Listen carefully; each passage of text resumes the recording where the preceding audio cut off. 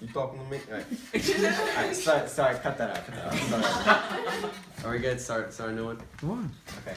Alright, Simon, thanks for meeting up today. Before we get into the business, I just want to break down the reason why me and Ray are so passionate about what we're doing.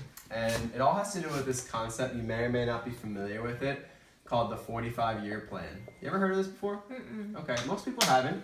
But this is something that you know, whether you realize it or not. And it typically starts between the ages of 20 to 22 years old. And think about this age 20 to 22, what's typically happening in life? Move out, finish school. Exactly, right? You finish school, this is when life really starts. And you might, move back home, okay? Or eventually you want to get your own place. And you might have a car to get around, okay, to commute. And you're living at home, you have expenses, you have car payments, and of course you want to get a job, right? This is your career. And you mentioned you're studying international business at Philly U. It's definitely great. You might see yourself working, in a corporation, right? This is your career that you're going to do for the rest of your life, not like a part-time job, maybe flipping burgers or whatnot. But this is something that you're really going to apply your skill sets. And at the same time, right, you're going to make income so that you can offset your expenses with rent, gas, car payments, as well as student loans, right? Pay back Philly U. But the thing here's the same, being that we're so young, right, 20, 22 years old, it's fair to say that we have a lot of dreams. Okay? Like if I were to ask you, if you could wake up tomorrow morning, money or time were no object, what would you want to do with your time? Just travel the world. Travel, okay. Why travel?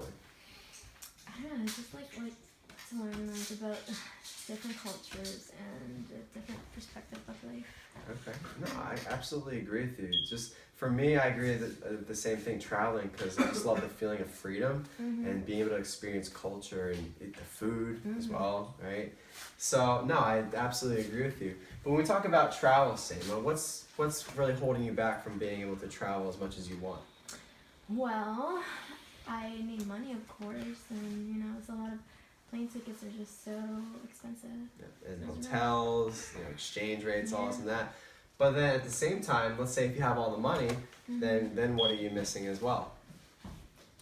It's just time, right?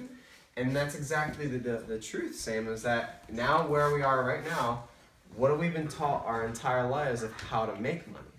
We've been taught is to trade our time at work for our money, right? 8 hours a day, 2 weeks for a paycheck, a year for a salary. And this is what we do. We go to work, right? We make it money, we come home, we pay our bills, and we save whatever's left over in hopes of being able to travel someday. But the thing is that, 5, 6 years later, right? We're 26, 27, 28, maybe we meet that special someone, right? We never know when that's going to happen, okay? It seems like just yesterday you were in Girls High, right? And now you're moving on to your mid-20s, it's fair to say that can happen at any moment. And then just like that, you've met that person that you're going to spend the rest of your life with. And then a couple years after that, what tends to happen? family. You want to have a family, right? Average household in America has 2.8 kids. I'm just going to draw 2 because I don't know what 0.8 looks like. That's just awful, okay? So now you have a family. You got 3 more mouths to feed. You probably don't want to raise a family of 4 in a 1-bedroom apartment in Philadelphia, right? You want to upgrade. You probably want to get a bigger place. With that, bigger place means a bigger mortgage, okay? Second car just means bigger bills, more expenses.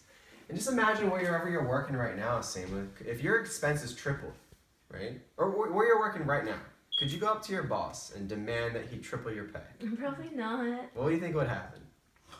No, he's probably not going to do that. Not at all. No way. No. They said, no way, Seema. You're a hard worker. We love having you here, but I can't triple your pay. But what we can do is we can triple your hours, right? You can work more, okay? 70, 60, 70 hours a week, maybe even 80. And you'll take that because you need the money, but what you're doing is just trading even more time. And now, I don't know about you, Seema, but in my experience, this is when I see people, they fall into that rut in life where now they're just going back and forth, day in, day out. They're falling in that rat race where nothing's really changing, chasing that raise, spending more time with their bosses, knowing their boss's kids' birthdays better than they even know their own kids' birthdays.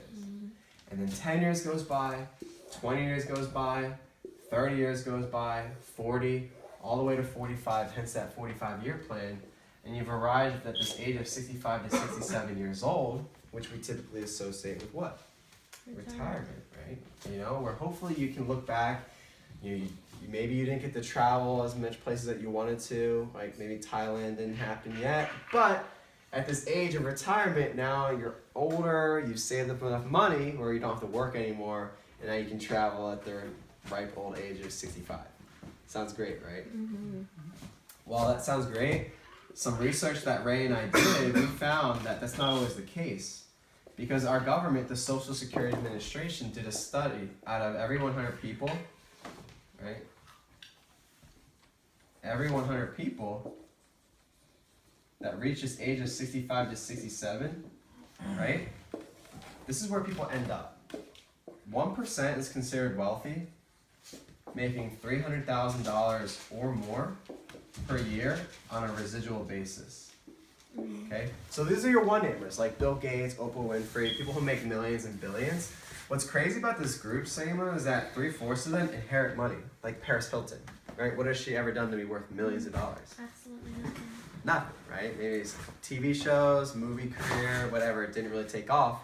But because her last name is Hilton, her father, grandfather, Hilton hotel chain, she'll never struggle for money, right? I don't know if your last name's Hilton at all. Nope. Neither is mine. Neither is mine, right? So we might not fit here. The next 4% is considered financially fit, right? Making 100,000 to 300,000 per year. Still residual. Have you ever heard of residual income before, Seema? That term? No. No? Okay, most people haven't. Basically, that means that you do something once, and once you're done, you're gonna get paid ongoing for the rest of your life. So, for example, if you wrote a book, you write a book one time. Every time it sells for the rest of your life, you make income from that. Okay. This group, most people think it's doctors, lawyers, engineers, people that have high income. But take a surgeon, for example. If he injures his hand and can't do surgery anymore, his income's gone. All right. These are your business owners. People who own something, they've created something. Okay. Like small business owners or franchise owners. Okay. Like this Dunkin' Donuts we're in right now. This makes up 5% of society. Deemed financially successful. After this, it gets ugly really fast, unfortunately, because the next 5% are still working. Not because they love what they do. Oftentimes it's because they have to. They can't afford to retire. And we all know people in our lives who are in this position, right? Maybe our parents, or you see people greeters at Walmart. The next 28% of society, unfortunately, are dead. Right, the number one cause of death in America, I don't know if you know, is heart disease. If you ask any medical professional, they'll tell you the strongest link is stress. And what do you think stresses people out the most in life? It's working. Work, right? It's a 45-year plan. And it's just sad to see that 1 in 4 people will never even make to this age of retirement. And then the last group, 62%, will be considered flat broke, right? Only making $4,000 to $14,000 per year. Okay, and this is off of like Social Security, pensions, or even working minimum wage jobs. But even looking at this, right? Forget about 4,000, but 14,000, right? I mean, I know you're like living in North Philly right now. What's the cheapest rent you can find in North Philly? Probably like 500. 500, right? And you take that out for the year, that's 6,000 gone just for rent alone, leaving 8,000 left over for all other expenses. I think we can agree 8,000 is not enough to live comfortably, right? But it's just sad to see that that's where more than half of our country, people who went to college, they did exactly what you did, right? They went to school, they got a degree, and now this is all they have to show for it. And when we live in America, supposedly the richest country in the world, yet when you add it all up, 95% of us are financially struggling, right? It doesn't really make any sense. But I mean, looking at this same, I want to ask you, 5% of society is financially successful, or 95% is financially unsuccessful. What do you think the main difference is between the two groups? This is a 5%. They just have more opportunities. Okay, opportunities. I definitely agree with you on that. One thing I would submit to you, Seema, is just really what it comes down to is a mindset difference. Where the 95% and the 5%, they just differ in how they think about earning income. The 95%, they've been taught their whole life the only way to become successful is to get a job and work for someone else, which is nothing wrong with that. But their value is definitely on money. That's their greatest value, their asset, which is why they're willing to trade their time for it. But they're focusing 100% of one person's single efforts, right? Whereas a 5%, right, they think a little differently.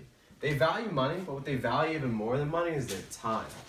Because money comes and goes, but time, once it's gone forever. That's why, instead of 100% of one person's efforts, they'd rather have 1% of 100 people's efforts all working together to create something as a group, and most importantly, focus in terms of creating residual income. Does that make sense? Yeah. Okay. And now, because what they want to do is put something in place one time, put effort in one time, and now be able to earn income for the rest of their life, right? And giving them the time and freedom to do whatever they want. But based on that, the way I explain, I just want to ask you, which mindset makes more sense to you strictly in terms of earning income? 5%. Okay, absolutely. The reason I ask is because what Ray and I are doing is that we've found a way to, right now be in the 95%, but think like the 5% in terms of mindset, being able to do something to position ourselves in the future, because we know if we don't do anything, we're gonna end up still working, flat, financially struggling, or worse, not even making it, right? I want to ask you, if we found a way, are you interested in seeing how we're doing it? Yeah, definitely. All right, great, cool. And then you go into the internet.